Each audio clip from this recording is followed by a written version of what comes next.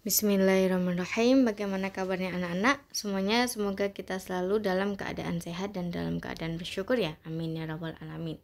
Nah, sekarang sudah siap untuk mengikuti pembelajaran PAI hari ini?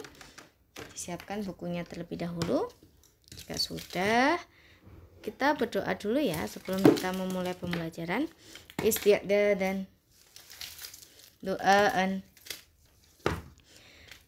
Kita membaca ta'awudz dan basmalah saja. A'udzu billahi minasyaitonir rajim.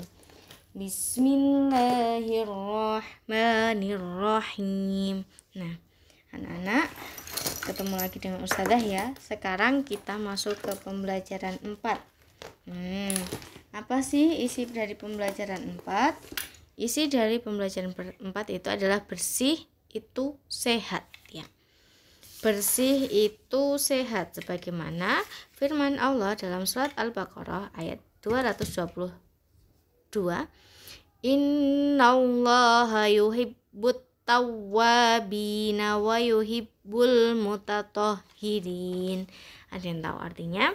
Artinya sesungguhnya Allah mencintai orang-orang yang bertaubat dan orang-orang yang bersih atau suci ya anak-anak. Nah, dengan cara apa kita membersihkannya? Nah, dengan apa kita membersihkannya? Dengan cara dibersihkan setiap hari ketika kamar atau ruang tamu atau rumah ketika kotor harus dibersihkan ya setiap hari.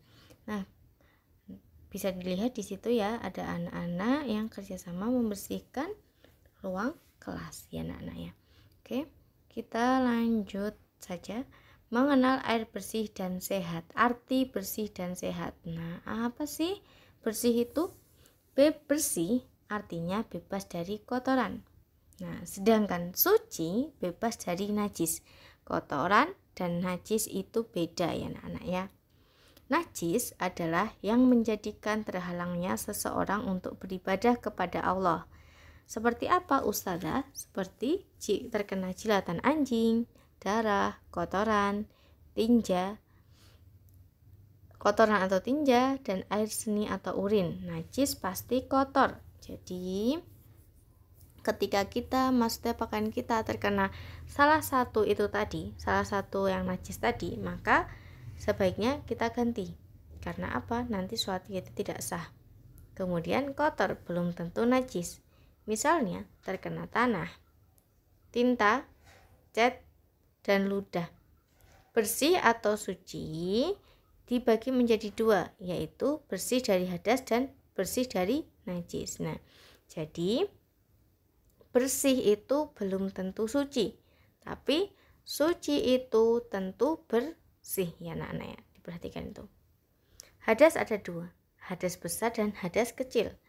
Nah, hadas besar itu apa? Mimpi basah bagi laki-laki dan haid bagi perempuan. Nah, lalu cara menghilangkan hadas besar itu seperti apa Ustazah? Dengan cara mandi. Nah, jika tidak menemukan air di suatu tempat itu tidak ada air sama sekali, kekeringan, maka boleh dengan tayamum ya anak-anak ya. Tayamum itu menggunakan apa? Debu, kemudian yang terakhir menggunakan tanah, menggunakan debu dan tanah.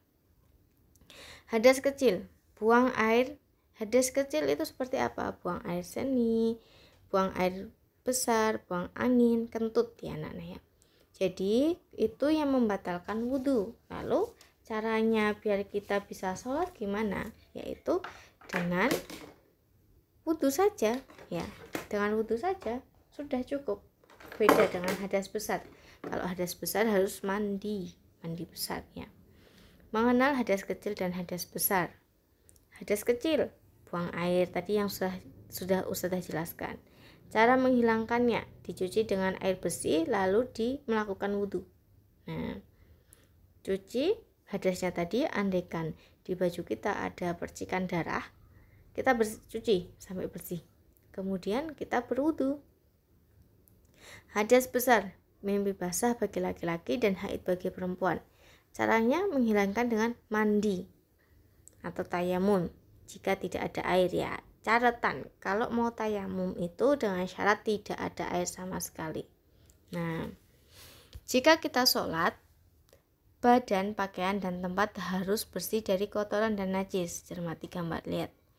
Pakaian, badan, dan sajadah, tempat itu juga harus dibersihkan atau harus bersih dari kotoran dan najis.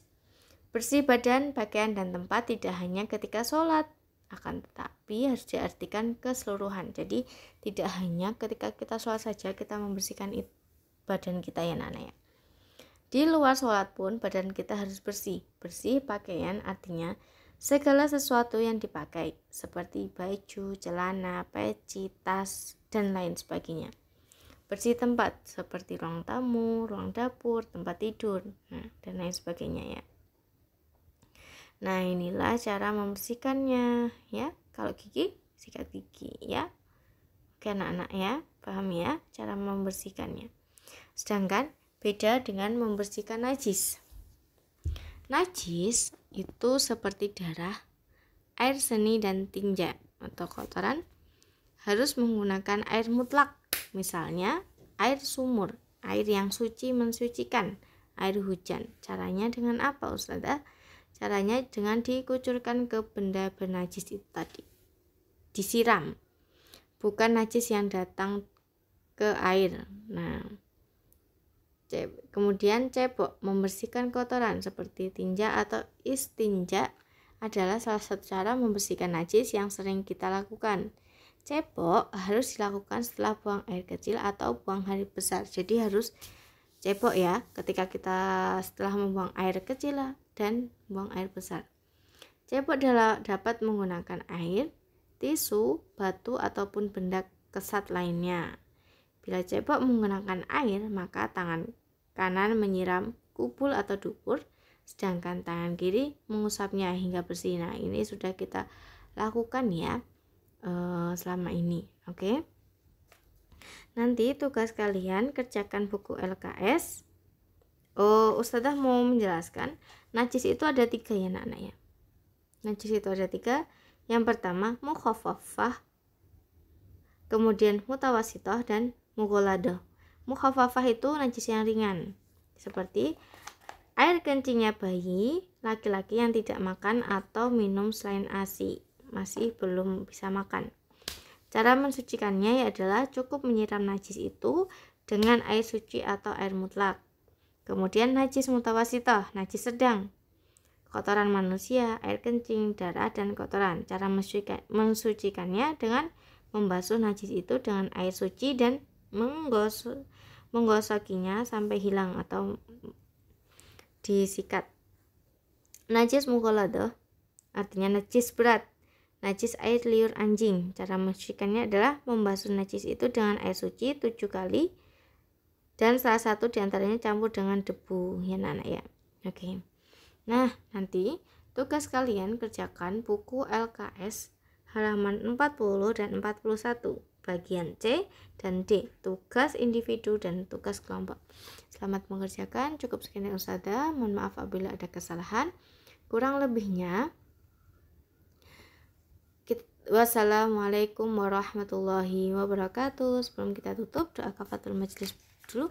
Subhanakallahumma wa bihamdika asyhadu an la ilaha illa anta astaghfiruka wa atubu ilaik.